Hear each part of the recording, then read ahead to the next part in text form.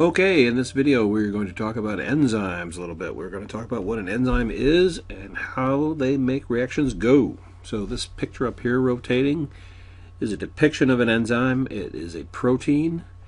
It's got some rather unique shapes and structures to it. Proteins are pretty complicated. We talked about that somewhat, but enzymes are proteins and they make everything happen. So first, we need to learn a little bit about chemical reactions because enzymes are really all about making chemical reactions happen. So let's think about this for a second. What is a chemical reaction? It's a process that changes one set of chemicals into another set. So some of them take a really long time, like rust. So this is a chemical reaction happening. It's very slow. It's not very exciting. Sitting there watching rust form.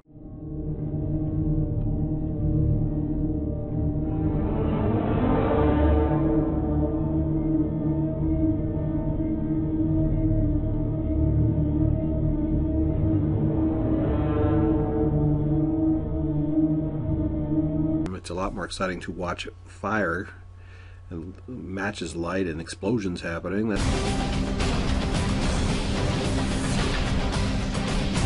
Those are also chemical reactions. They just are chemical reactions that happen at very different rates. This one's very, very slow, and this one's pretty darn fast. So again, these are chemical reactions. They change one set of chemicals into another set. This is changing iron into iron oxide, which is rust. And this is changing basically wood and phosphorus and some other chemicals into carbon dioxide and other products. So that's what's happening. Now, when we talk about chemical reactions, we have to talk about reactants and products. So the reactant is the thing that goes in to the chemical reaction, and the product is what comes out. So back in the rust example here, the iron is what goes into the reaction and some oxygen, and the iron oxide, the rust, is what comes out. Let's see, so we can always write them like this. This is like combustion. Actually, no, this is carbonation of water. So we've got carbon dioxide and water. Mix them together, you get this thing called carbonic acid. The carbon dioxide here, which you recognize, and H2O, it's water. These are both the reactants. And our product is this compound here, H2CO3, also called carbonic acid. So that's a chemical reaction, and this is how we write it. Reactants on the left side, products on the right. And the arrow indicates yields or makes. Okay, so carbon dioxide of water yields carbonic acid. So reactions, what they do is they actually just change the bonds that join the compounds.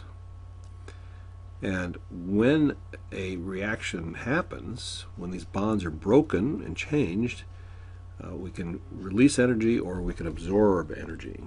So here's our bonds here, and just like think about an elastic or rubber band that joins two things together. If you break that rubber band, there's going to be a release of energy. Maybe it pops or maybe it snaps back.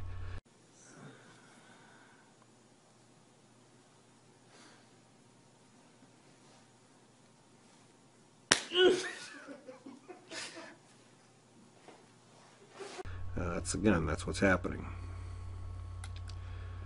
So a couple other terms you should know. A reaction that releases energy is called exothermic. So here's one of these words that we use, exo.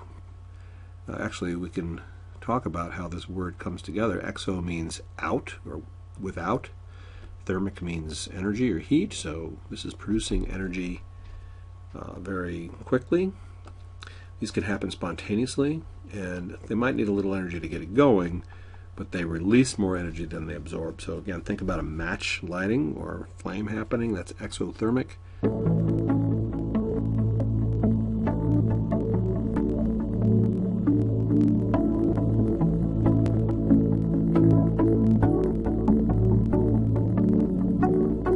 It takes a little bit of energy to get it going, but once it goes, it releases more energy than it needed. Some reactions are endothermic. So if you've ever had one of those ice packs, maybe you've been playing soccer or something and you twisted your ankle and they come over and they give you one of these ice packs and break it open. Some chemicals in there. It feels cold. It's an exothermic reaction. Now, there's another term we got lots of terms here today. So another term is something we call the activation energy, and it's the amount of energy it takes to get a chemical reaction going. So think about it for a second. You've got a piece of paper on your desk there, somewhere nearby.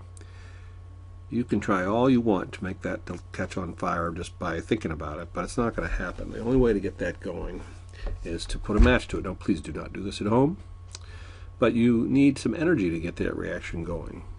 It's an exothermic reaction, but it takes some energy to get it going, and the amount of energy it takes to get the reaction going is again called our activation energy. So look at it this way. Think about it this way. It takes energy to get a reaction going. So I want to roll this ball down the hill. Well, I can release a lot of energy rolling it from here to here, but I have to get it up this far first. Once I get it up this hill, it'll roll down pretty well. It takes some energy to get this going. Now, if I were to lower this hill, right, it would be a lot easier to get it going, right? So if we just cut this off here, I could get this reaction happening a lot faster. I can get this ball rolling down much more quickly.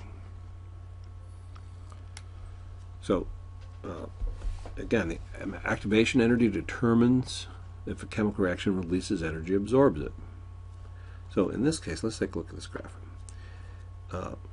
On the left here, on this axis, the y-axis, I have the amount of energy. And on this x-axis, I have the course of the reaction, probably time, measuring the course of the reaction. In this case, in order to get this reaction going, I have to put this much energy. I've got to put this much energy in here to get the reaction going, and then when I release it, I don't release a whole lot of energy. This is energy absorbing, an endothermic reaction, because the amount of energy released is less than the amount of energy that it took to get it going. Okay? Again, the amount of energy released, which is this amount here, is less than the amount of energy required to get it going, less than the activation energy. This is an energy absorbing or endothermic reaction.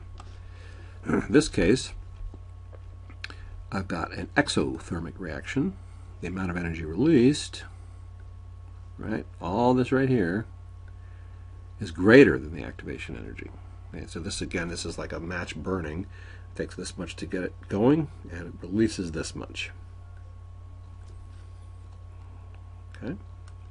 Okay, let's talk about enzymes and catalysts. Now, some reactions make life possible. They're just too slow to make them practical for living things, and the activation energy level is really too high. Right? These chemical reactions are made possible by something called catalysts.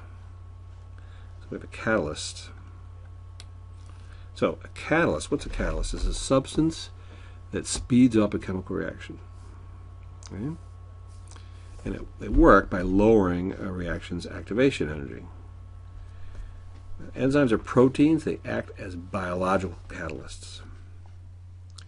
And they speed up these reactions that take place in cells, and they do so by lowering that activation energy. So let's go back here to our picture of our guy rolling the ball.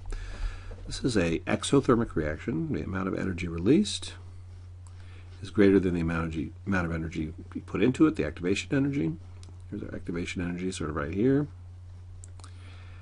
But if I could lower this hill, wouldn't that make it a lot easier to happen? If I could reduce this activation energy, that's what an enzyme, that's what a catalyst does. It reduces that activation energy, the amount of energy required to get this ball up over the hill. Okay, so again, here's a depiction more in a graph. So we have an enzyme. Here's our reaction pathway without the enzyme. This is our activation energy here. It's pretty high. But if I use an enzyme, I can lower that activation energy. I can still put out the same amount of energy, but I've lowered my activation energy. Okay. Now, again, enzymes are biological catalysts, but they're very specific. They only work with one type of chemical reaction. And for this reason, part of the enzyme's name usually refers to a reaction it catalyzes. And enzymes usually end in the suffix ASE. Now, what ended in OSE? Well, I'm going to ask you tomorrow. So what ended in OSE? enzymes end in ASE for the most part. Not all of them, but for the most part. So I'm going to end it here for this video, and we'll pick this up again tomorrow. And I want you to look on Schoology for a list of vocabulary words that I want you to write the definition for homework. And we'll see you tomorrow.